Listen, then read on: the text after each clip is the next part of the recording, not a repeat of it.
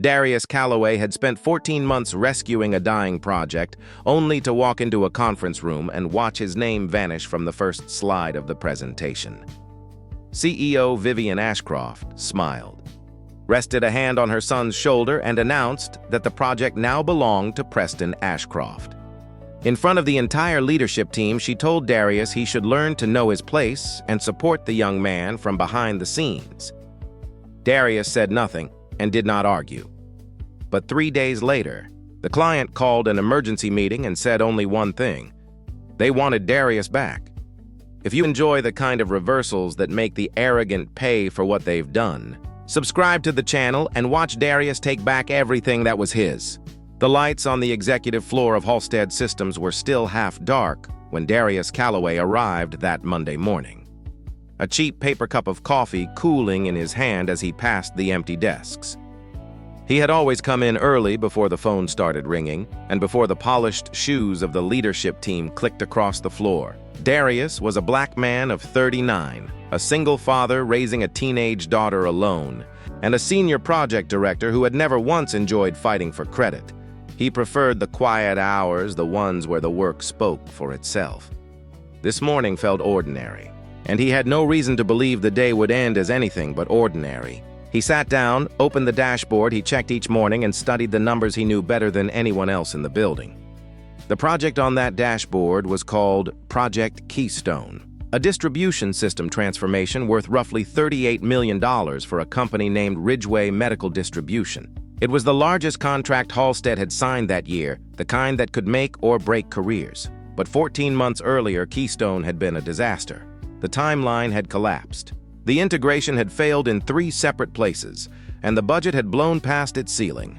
The client had begun using words like cancellation, and the executives who once celebrated the deal had quietly distanced themselves from it. No one wanted their name attached to a failure that size, and so the project had drifted leaderless and sinking, waiting for someone willing to take the fall. That someone had been Darius. He had been brought in when the project was nearly untouchable, when accepting it seemed closer to career suicide than opportunity. He did not complain, and he did not ask for guarantees. He rebuilt the deployment schedule from the ground up, replacing fantasy with a plan that respected reality. He fought to keep the core engineering team from scattering because the knowledge in their heads was worth more than any slide. He sat across from Everett Shaw, the client's chief operating officer, and rebuilt a relationship that had nearly been destroyed. Slowly, painfully, he dragged Project Keystone back from the edge of cancellation and turned it into the largest success of the quarter. Vivian Ashcroft had never once thanked him for it, not publicly, and not in the way that mattered. When the project had been drowning, she had called him at midnight, her voice tight with fear about what a failure of this magnitude would do to her standing. She had leaned on him, then treated him like the only man who could save her. But as the project began to recover, something changed. She started appearing in the client presentations she had once avoided, speaking about Keystone as though she had guided it, standing beside the recovery she had done nothing to build. And Darius, who was not a suspicious man by nature, noticed the shift the way one notices a draft in a room, subtle but impossible to ignore. There was another change, quieter and stranger. Preston Ashcroft, the CEO's 28-year-old son, had begun appearing in meetings he had no reason to attend. During the hardest months when the project could have collapsed on any given day, Preston had been nowhere to be found. Absent from the crisis calls and the failed test runs and the tense negotiations that had nearly ended everything.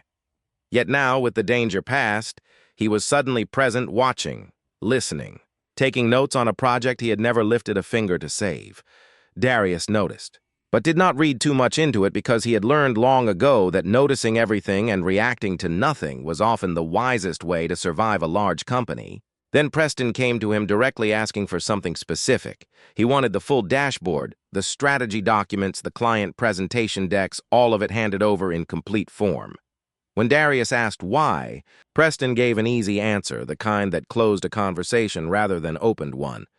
His mother, he said, wanted him to become familiar with the account.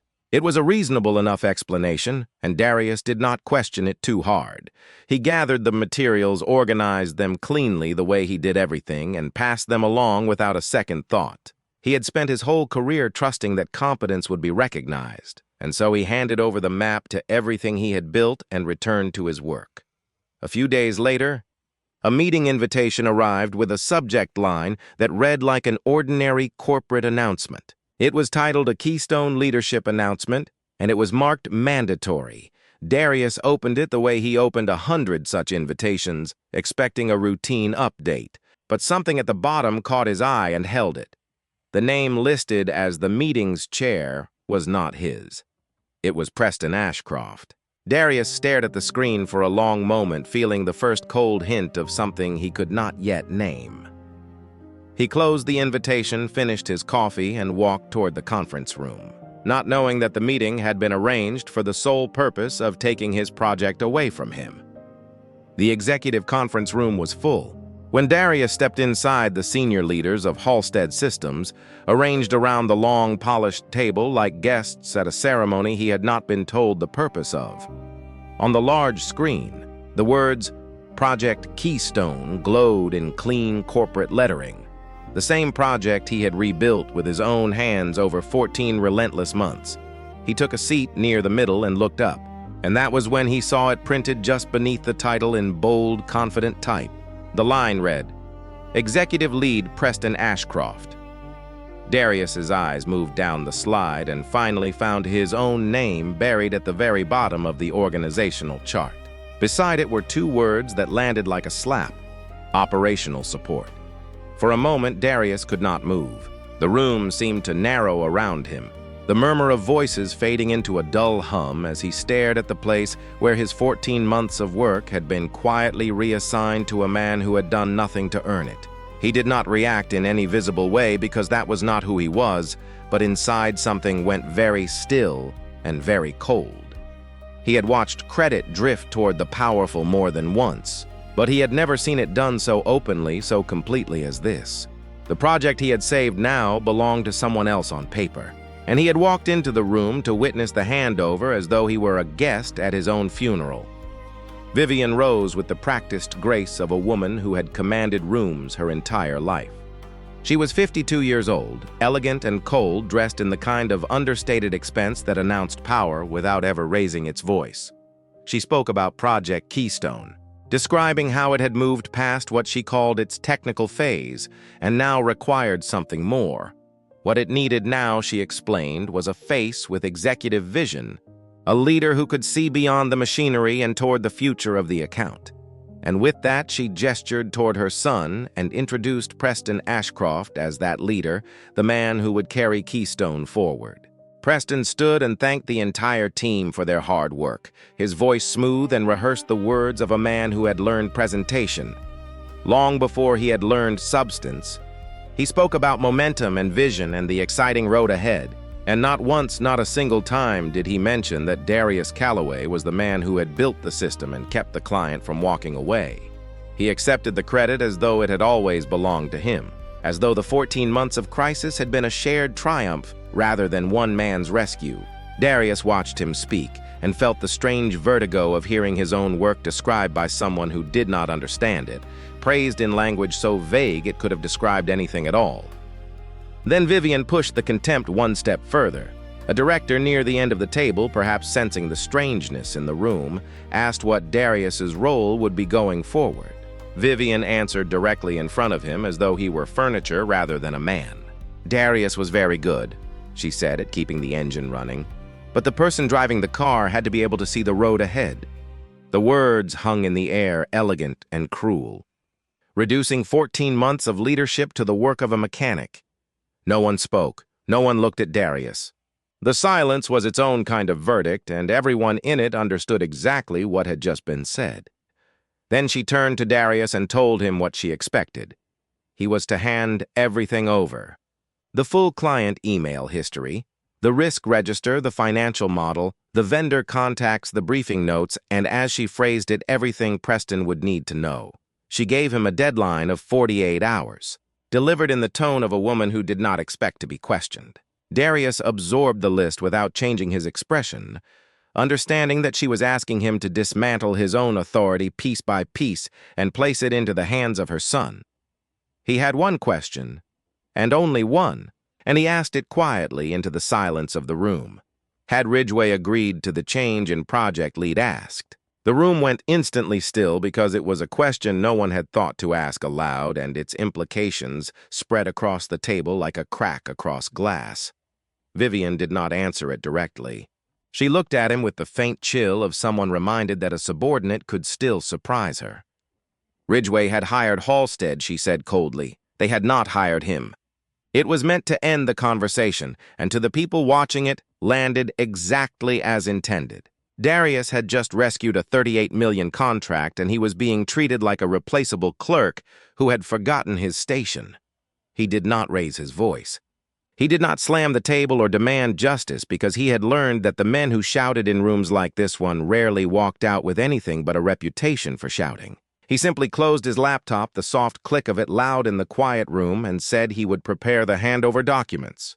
Vivian heard those words as surrender, and something in her posture relaxed. She had expected resistance and received compliance, and she took it as proof she had judged him correctly all along. But Darius was not surrendering. As he gathered his things, he was already deciding quietly to preserve every part of this handover according to the company's own formal process so that whatever happened next, the record would be complete. And perhaps that is the first quiet lesson in all of this. When someone takes something from you in public, the loudest answer is rarely the strongest one. Silence kept with purpose is not weakness. It is a man deciding where he will make his stand and choosing ground that will still hold when the noise has passed. The next morning came, and with it the first sign that Preston intended to prove he was more than a man who had merely inherited a chair. He did not want to simply occupy the seat Darius had built. He wanted to reshape it to leave his own mark on the project, so that no one could say he had only written on another man's work. And so he began to make changes. His first decision was to compress the testing schedule by roughly 3 weeks, cutting the timeline down to produce a cleaner, more impressive launch date for the quarterly report. It was the kind of change that looked brilliant on a slide and disastrous in practice, and Preston made it with the confidence of a man who did not know enough to be afraid. Darius tried to explain. He told Preston calmly that those 3 weeks were not padding to be trimmed away. They existed for a specific reason. A parallel run period during which the old system and the new one would operate side by side across several distribution centers, catching the failures that only appeared under real conditions. It was the exact kind of safeguard that had saved the project once already. But Preston only smiled and gave an answer that revealed everything about how he saw the world. That he said sounded like engineer thinking. As though caution were a flaw, as though understanding how things actually worked were a limitation rather than the entire point. Vivian took her son's side without hesitation. When the disagreement reached her, she framed Darius as the problem, describing him as too conservative, too attached to his own way of doing things. A man who had grown emotionally invested in his methods and could no longer see past them. It was a clever reversal, turning his experience into a weakness and his warnings into stubbornness. Darius did not argue with her in the room. Instead, he did the thing that mattered far more than winning an argument. He sent an email, clear and professional, stating plainly that he did not recommend the change to the testing schedule and listing the specific risks it created. Each one spelled out in language that could not be misread later, and it is worth pausing for a moment on what he was really doing there because it looks small and it was not. In a company, an argument spoken in a room belongs to whoever remembers it best, and memory always bends toward whoever holds the most power. But an argument written down and dated belongs to no one and therefore belongs to everyone. Darius was not building a shield for himself. He was moving the entire dispute out of the territory where authority decides the truth and into the territory where the truth decides itself. That was the whole battle, fought in a single quiet email months before anyone knew a battle had begun. Preston continued forward with the reckless energy of a man who mistook motion for progress. He skipped a critical meeting with a key vendor to attend a networking event. He ordered the dashboard restructured, not because it functioned poorly, but because he wanted the slides to look more impressive. And most dangerously of all, he promised Ridgway a new feature that the engineering team had never approved and could not yet deliver. Each decision on its own looked small, Together they formed a pattern, the slow accumulation of damage by a man who did not understand the machine he had been handed the keys to. And yet, in the internal emails that circulated among the leadership, Vivian continued to praise him. Fresh leadership, she wrote, was already accelerating Keystone. The words were a fiction, a story she was telling the company and perhaps herself, painting the wreckage in progress as a triumph of new energy. Meanwhile, the man who had actually built the thing was being quietly erased. Darius was moved into a smaller office down the hall, removed from the direct client email threads, cut off from the flow of information he had once managed entirely. He was being pushed to the edges of his own creation, made smaller day by day until he might simply disappear. Corinne Delaney, the project controller, who had worked alongside Darius for years, was furious on his behalf. She was 36 sharp and loyal, and she had watched the whole thing unfold with growing anger. She wanted to fight, to make noise about the injustice of it, but Darius stopped her. "Do not defend me," he told her quietly. "Defend the records." It was a strange thing to say, and it revealed how clearly he understood the battle that was coming. This would not be a war won by emotion or outrage, but by evidence, by the cold and patient accumulation of facts that no one could twist or deny. And so instead of shouting, he asked her to make sure the truth stayed intact. By the end of that stretch, the new timeline reached Everett Shaw's desk, and the client's chief operating officer read it the way he read everything, carefully and without emotion.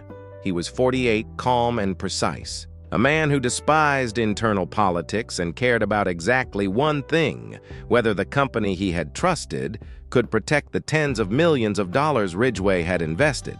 He saw the compressed testing schedule immediately. "Who had approved removing 3 weeks of testing?" he asked.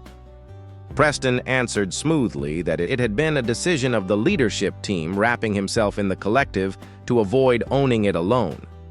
But Everett was not satisfied, and he asked the question that cut straight to the center of things. "What did Darius think?" Everett asked. The name landed in the room like a stone dropped into still water. Preston said nothing, caught without a rehearsed reply. And into that silence, Vivian inserted herself with practiced ease.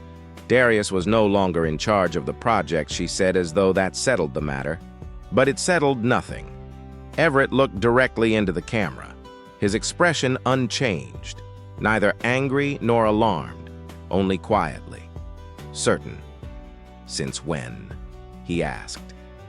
2 words spoken without heat. Yet they carried the weight of a man who had just realized something had been done without his knowledge. And in that moment, Vivian understood that the client had never been told Darius had been replaced. Vivian moved quickly to make the exchange seem like nothing. A minor administrative detail unworthy of concern. She introduced Preston as a leader, bringing executive-level oversight to the account, and assured Everett that the transition would be entirely seamless.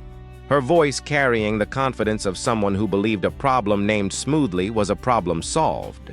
But Everett did not argue with her, and that was the first sign that he was not the kind of man she knew how to manage. He simply began to ask Preston questions, and they were not the vague, comfortable questions of a friendly meeting.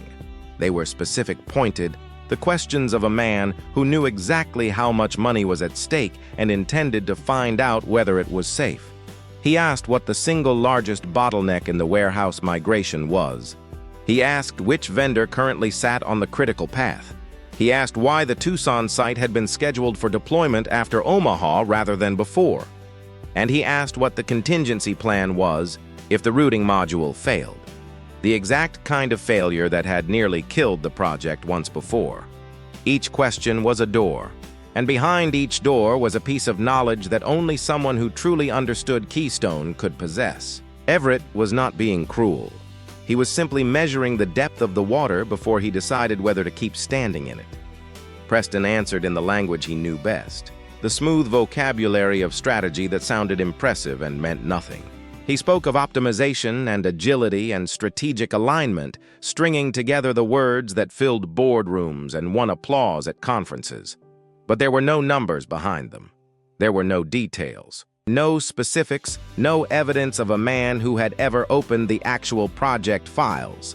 The more he talked, the more the emptiness showed, and the more uncomfortable the room became. Everyone could feel it. The growing distance between the confidence in his voice and the substance behind it. A gap that widened with every polished, hollow sentence.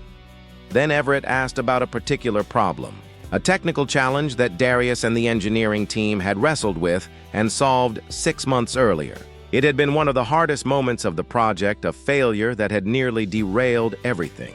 Preston, not knowing the history, offered a solution with the confidence of a man reciting an answer he believed was correct.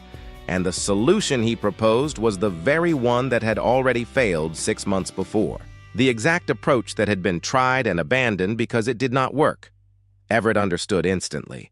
Preston did not know the history of the project he was supposedly leading. He was proposing to walk back into a fire that had already burned them once. The meeting ended early, cut short by the weight of what had become obvious to everyone in it. And when it was over, Vivian turned on Darius, her voice sharp with an accusation that reversed the truth entirely. "What kind of handover had he done?" she demanded, as though the failure in the room had been his doing. It was a remarkable moment of contempt. Darius had been stripped of the project against his will, and now he was being blamed because the man who replaced him did not understand it. The logic was upside down, but Vivian delivered it with the certainty of someone who had never once considered that the fault might lie with her own choices. She ordered Darius to prepare a document for Preston that very night, a complete briefing of everything he needed to know. Darius answered calmly, his words carrying the quiet weight of a fact she could not argue with. That document already existed, he told her. He had sent it to Preston 3 weeks earlier. Corinne confirmed it without hesitation, the timestamp supporting every word. Preston, cornered and irritated, snapped that no one had time to read 300 pages of documentation. And Darius, without raising his voice, offered a reply that cooled the entire room. That he said was usually why the person leading the project was the one who had read it. It was not a large insult, but it was a true one, and truth spoken plainly can silence a room faster than any shout. That night, Everett sent an email to Vivian, and its subject line carried a gravity that could not be ignored. It read, "Formal Concern Project Keystone Leadership Transition." Ridgway was requesting an emergency meeting for the following Monday morning, and the message made clear this was not a request that would be easily deflected. On the list of required attendees among the names of executives and legal counsel was one that Vivian did not want there, Darius Calloway. She saw it immediately and moved to erase it, instructing her assistant to remove Darius from the invitation before it could take hold. But the client's office sent the invitation back, corrected and firm. Mr. Calloway's attendance, it read, is required. The word required left no room for maneuver, and for the second time, Vivian found the ground shifting beneath her. Before the meeting with Ridgway, Vivian called Darius into her private office, and the warmth she had once used to flatter him was entirely gone. There was no smile now, no performance of appreciation, only the cold focus of a woman preparing to protect what she had built. On the desk between them lay a memo carefully written, its language smooth and deliberate. It described the recent difficulties on Project Keystone as arising from incomplete transition documentation provided by the previous project lead. The phrasing was elegant and poisonous, and its meaning was unmistakable. If Darius signed it, he would be taking responsibility for the problems Preston had created, placing his own name beneath the failures of another man. Vivian did not threaten to fire him outright because she was too skilled for anything so crude. She chose a subtler weapon, one aimed at the very center of his life. She said she imagined a man with a family depending on him would understand the value of stability. The words were soft, almost gentle, and yet they carried a blade inside them. This was the moment his circumstances as a single father became a pressure point, invoked without a single child ever needing to appear.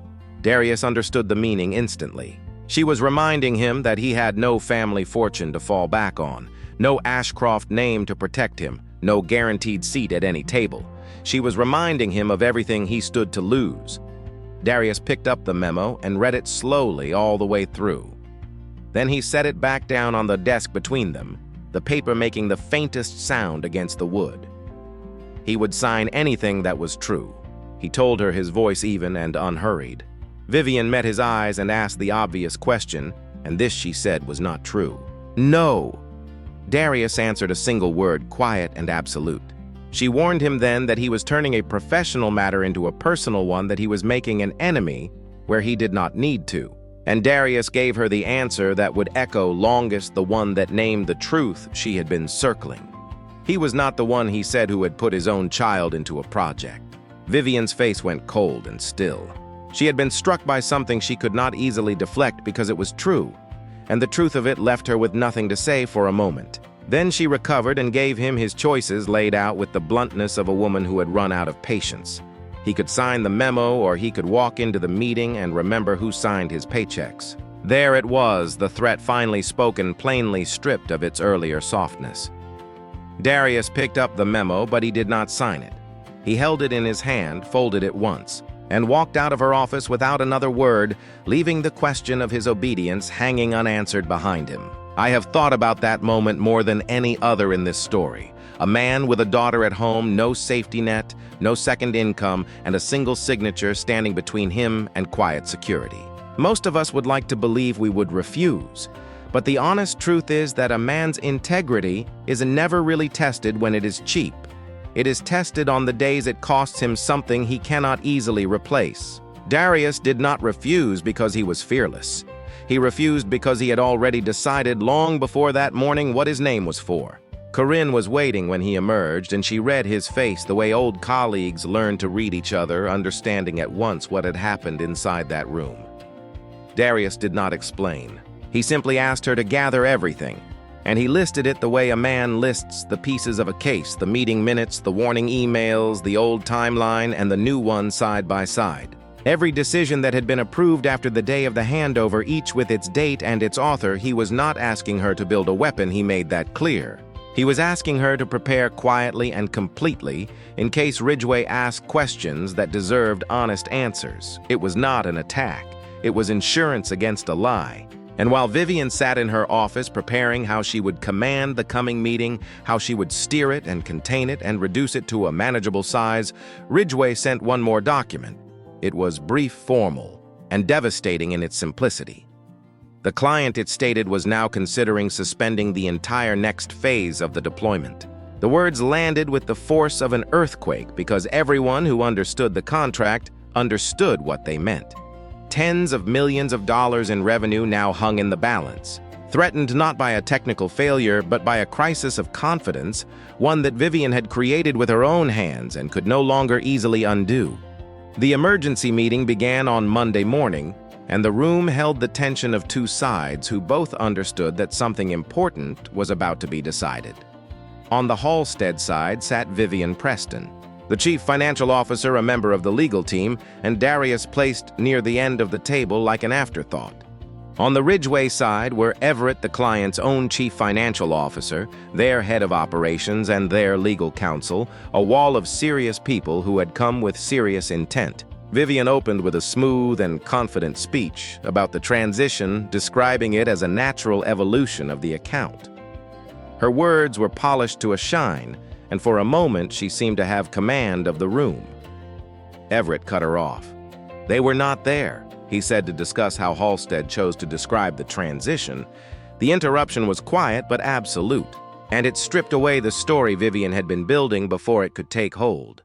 What he wanted to know was why a project that had been stable and on track had suddenly produced 3 major changes in a single week. It was a question with only one honest answer, and not one Vivian wanted to give. She reached for language about legacy assumptions and inherited complexities, the vague vocabulary of deflection, but Everett was already turning away from her, his attention moving down the table toward the man placed at its edge. "Mr. Calloway," he said, had Darius recommended shortening the testing period. The room turned toward Darius, and he gave the only answer the truth allowed. "No," he said. Had he recommended changing the vendor sequence, Everett asked no. Had he approved the feature that Preston had promised the week before? Number 3 questions, 3 denials, each landing like a nail driven cleanly into wood. Vivian tried to insert herself to break the rhythm before the pattern became undeniable. But Everett was not finished, and he did something that changed the shape of the room entirely. He asked Darius to explain. Darius did not attack Preston, and he did not attack Vivian. He did not raise his voice or point a finger or indulge in a single moment of the vengeance he would have been entitled to.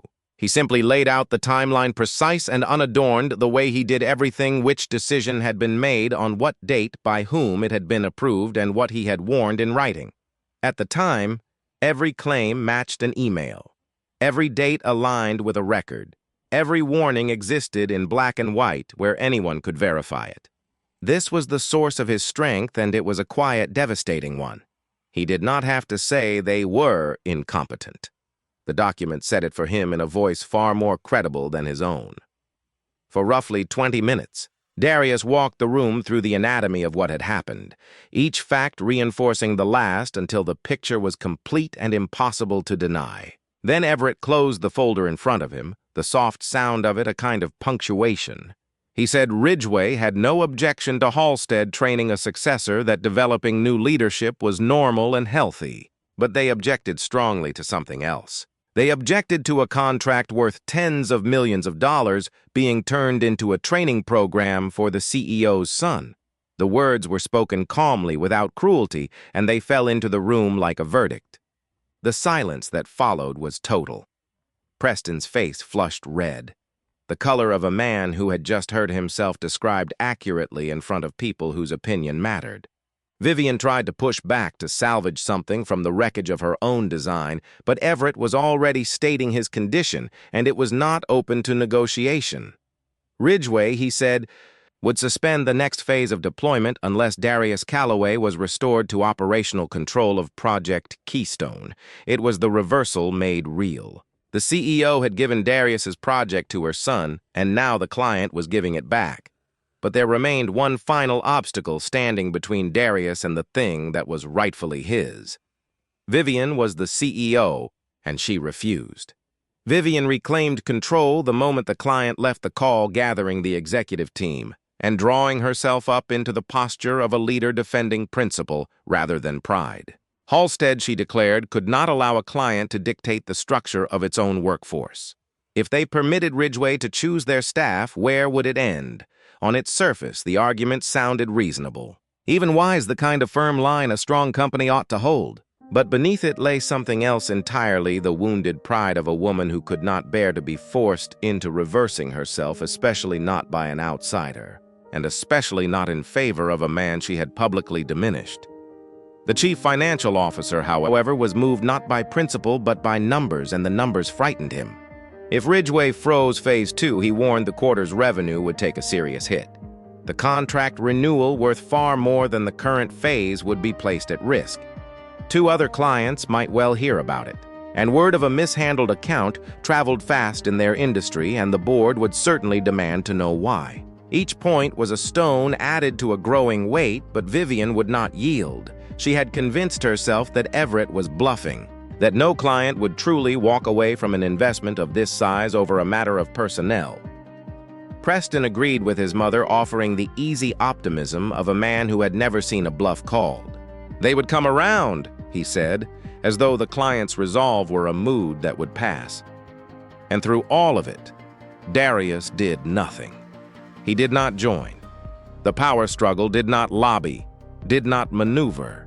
He returned to the other work he had been assigned and did it quietly, which frustrated Vivian more than any protest could have. She had wanted him to lose his temper to give her a reason to discipline him, or to come and plead to give her the satisfaction of granting mercy from above. He didn't neither. He simply worked, and his refusal to play the game she understood left her with no move to make against him. The next day, Ridgway did exactly what it had warned it would do. Phase 2 was officially frozen. The next invoice tied to a deployment milestone was withheld according to the terms of the contract. What had been a threat became a fact, and the fact had a number attached to it large enough to appear on reports the board would read. And the board, once it saw those numbers, did precisely what the chief financial officer had predicted. It demanded an explanation. Eleanor Vance, the chairwoman of the board, a woman of 61, who had spent decades watching executives rise and fall, summoned Vivian to account for what had happened to one of the company's most important accounts. Vivian told the story the only way that might save her, shaping it so that Darius became the problem rather than the solution. He had created, she explained, an unhealthy personal dependency with the client, cultivating the relationship so exclusively that Ridgway had come to trust no one else. It was a clever framing, one that turned his greatest strength into a liability and made his indispensability sound like a flaw he had engineered on purpose. Told that way, Darius himself seemed to be the danger, a man who had made himself too central. For a moment, the story held together. And then Eleanor asked a single question that pulled the entire thing apart. If Calloway was as replaceable as she claimed, Eleanor asked, then why were they on the verge of losing $38 million after only 3 days without him? The question hung in the air, simple and merciless, and Vivian had no answer for it. Every word she had spoken about his replaceability collapsed under the weight of that one fact. A truly replaceable man does not leave a $38 million hole 3 days after his removal. The board understood this, and Eleanor understood it most of all. She said that she wanted Darius present. Vivian bristled, protesting that he was merely a project director, as though the title settled the matter, and Eleanor gave her the answer that ended the argument. Today, Eleanor said he was the project director that their largest client was demanding. The words reframed everything. This was no longer about hierarchy or station or the ordinary chain of command. It was about a man whom the company could not afford to lose, whatever his title said. And so for the first time, Darius was called into the boardroom not to report to Vivian, not to answer to her, not to stand before her as a subordinate delivering an update. He was called in because the board itself wanted to hear his account of what had happened in his own words, without her standing between them. He walked toward that room carrying nothing but a single folder, and everything was about to change. Darius did not turn the boardroom into a performance of revenge, though both the temptation and the justification were fully his. He carried only that one folder and set it down without ceremony. Eleanor asked why Ridgway had objected to Preston, and Darius characteristically corrected the premise gently rather than seizing the chance to wound. He did not think they had objected to Preston. He said he thought they had objected to risk. It was a precise distinction, and it revealed the way his mind worked, always separating the person from the problem. He then laid out the history of Project Keystone, the same clean chronology he had given the client, letting the facts arrange themselves. Then Eleanor asked the question that mattered most, the one that cut to the heart of the entire affair. Had Darius been consulted before the project lead was changed? No, he answered. Had the client been consulted? No, he said, not to his knowledge. The two answers settled over the room like a slow frost, because they exposed the recklessness of what had been done. A major account handed off without asking either the man who ran it or the client who paid for it. Corinne was called in to confirm the records, and one by one the emails appeared on the screen at the front of the room. The documentary evidence that turned assertion into fact. Among them was Darius's written warning about shortening the testing period, dated and unambiguous. Beneath that warning, displayed for the entire board to see, was Preston's reply. Approved, it read, "We need momentum." The two sentences sat there in the cold light of the screen. A decision made in defiance of a clear warning by a man who had not understood what he was overruling. And beneath that came another email, this one from Vivian. Let Preston run his project, it said. The board's attention sharpened on those two words. His project, because they raised a question no one in the room could comfortably answer. Eleanor spoke it aloud. Since when? She asked. Had Keystone become Preston's project? The silence that answered was its own confession. No one could say because there was no legitimate answer to give. Then Darius produced the memo, the one Vivian had asked him to sign, the document that would have placed the blame for Preston's failures onto his own name. He set it on the table, and the legal counsel's attention snapped to it immediately, the way a lawyer's does when a document appears that should not exist. It created a distinct and troubling impression. The sense that the company had attempted to shift responsibility onto a former project lead to cover a leadership decision that had gone wrong. Vivian reacted sharply, accusing Darius of trying to humiliate her, of dragging a professional dispute into a personal vendetta. Darius looked at her across the table and gave a reply as simple as it was damning. He had not written that memo, he said. 4 words, and they landed with the weight of everything they implied. Eleanor had heard enough to understand that this was no longer a dispute about personnel. It had become something far larger and far more dangerous to the company. It was now a matter of governance, of nepotism, of client risk, and of the internal distortion of accountability, the attempt to make one man carry the failures of another. These were not the concerns of a single project. They were the concerns that boards existed to protect against. And so the board voted to place Project Keystone under a special oversight mechanism, one that stripped Vivian of her ability to unilaterally decide who would lead it. Her authority on this matter at least was no longer absolute, and the person the board asked to return and run the project was Darius. There is something worth carrying out of this act, and it has nothing to do with revenge. Notice that Darius never had to accuse anyone. He only had to be the same man in every room on every date, in every message he ever sent. Live that way long enough and you will not need to defend yourself when the day comes. Your ordinary days will have already done it for you. Everett returned for the final meeting, and this time the room was arranged differently, the seats holding a different meaning than they had before. Darius sat in the project lead's chair, the place that had been taken from him, restored now not by mercy but by necessity. Preston sat at the far end of the table, quiet, diminished. A man watching a role he had briefly held pass back into more capable hands. Vivian remained the CEO, her title intact, but she no longer commanded the room the way she once had. The oversight mechanism sat between her and the project like a wall, and everyone present could feel that the balance of power had shifted beneath their feet. Everett did not celebrate. He was not a man who took pleasure in these reversals, only one who insisted on protecting what his company had invested. He laid out 3 conditions under which Ridgeway would continue. First, Darius would retain operational control until the deployment was complete with no more sudden handovers. Second, no change to the critical path would be made without Ridgeway's explicit agreement. And third, Halstead would restore the engineering team Darius had built, the core of experienced people who had been scattered in the chaos. Eleanor, speaking for the board, agreed to all 3 without hesitation. Then Everett looked at Darius directly and asked the question that would decide the project's fate.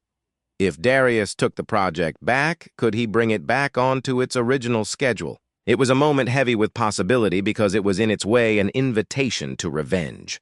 Darius could have refused. He could have named an impossible price, could have made Vivian plead for the salvation only he could provide, could have savored the leverage he had earned through everything they had done to him. But he did none of that. He simply asked the engineering team how long they would need to assess the damage first, because he would not promise what he had not verified. After a few minutes of quiet consultation, he gave his answer. Yes, he said, but they had to do it the right way. There would be no shortcuts, no compressed timelines, no promises made to impress a slide. It would be done properly or not at all, and that condition was as much a statement of principle as a plan. Everett extended his hand across the table. Then it is yours again, he said. And with those words, the reversal was complete. It was not Vivian who had given the project back, and it was not Preston who had surrendered it. It was the client who had forced the company to place the work back into the hands of the man who had built it. Vivian sat and watched as Darius began assigning tasks in the very room where days earlier she had publicly reduced him to a mechanic. Before he left, Darius stopped beside Preston and said something quiet, meant for him alone. He did not need Preston to fail, he said, in order to prove that he himself was good. It was not spoken with cruelty, but as a simple truth, the kind that lands harder than any insult. And in that moment, perhaps for the first time, Preston understood something about himself. He had been placed in a position that was never his, handed a role he had not earned, set up to fail by the very person who claimed to love him most. The realization settled over him quietly, and he had no answer for it. The story did not end with Darius instantly ascending to the top, because life rarely delivers its justice in a single dramatic stroke. The consequences arrived the way real consequences do, step by patient step. Project Keystone was returned to a safe and honest timeline, the compressed schedule abandoned, the discipline restored, and over the following 2 months, the results spoke for themselves. The critical deployment phase was completed successfully. Ridgeway resumed Phase 2, the frozen revenue flowing again. The contract was not lost, and the operational metrics rose above the minimum thresholds the company had committed to. What had been a crisis became quietly a success built on nothing more than competence and honesty. Preston was moved off of Keystone and returned to a position without executive authority, sent back to learn the things he had skipped on his way up. He was not transformed into a final villain because he had never truly been the villain at all. The real problem had always been Vivian and the way she had used her power to hand another person's achievement to her son. That was the wound at the center of everything, and the board understood it. Now it opened a formal review into governance and nepotism, examining how such a thing had been allowed to happen and what would prevent it again. Vivian remained CEO during the review, but she lost a portion of her power to make direct appointments. Her reach quietly narrowed. A few weeks later, Eleanor met with Darius. The board, she told him, wanted to offer him a new role. He would become Senior Director of Strategic Delivery, overseeing the company's largest client projects and reporting through a more independent mechanism, one insulated from the kind of interference he had endured. It was a significant promotion, a genuine acknowledgement of his worth. But the thing that caught Darius's attention was not the title. Eleanor slid a document across the table, the revised charter for Project Keystone, and on its first page, where 2 cruel words had once diminished him, was something else entirely. Program Lead Darius Calloway. No more operational support, no more Preston's name resting on top of his labor. Only the truth printed where it belonged. At the end of that day, Darius walked past the room where Vivian had once declared that he should learn to know his place. She was standing inside it alone. Their eyes met through the glass, and for a moment neither of them spoke. Then she said the only thing left to say. "You won," she told him. Darius stopped. "No," he answered. "The project won." And then he walked on, leaving her with the reminder that for him it had never been about defeating her, only about doing the work well and letting the truth stand. There was no gloating in it. There was only a man who had refused to let his name be erased, walking quietly back toward the thing he did best. The final scene held no spectacle. Darius sat down before the next Ridgeway meeting, opening the folder that had been taken from his hands only weeks before, the one that now belonged to him again. Everett and the client team appeared on the screen, and there was an ease in the room that had been absent for a long time. The ease of people who trusted the person in charge. Everett looked at him and asked a simple question. "Ready, Darius?" And Darius, opening the folder to the first page, gave the only answer that mattered. "Let's finish what we started." And with that, the man who had been pushed to the edges of his own creation began once more to build. And if you take one thing home from Darius Calloway tonight, let it be the smallest thing he did. He kept doing good work on the days nobody was watching, and he told the truth on the day it was expensive. Titles can be moved around a slide in an afternoon. What you actually build and how you behaved while building it tends to outlast whoever tries to put their name on top of it.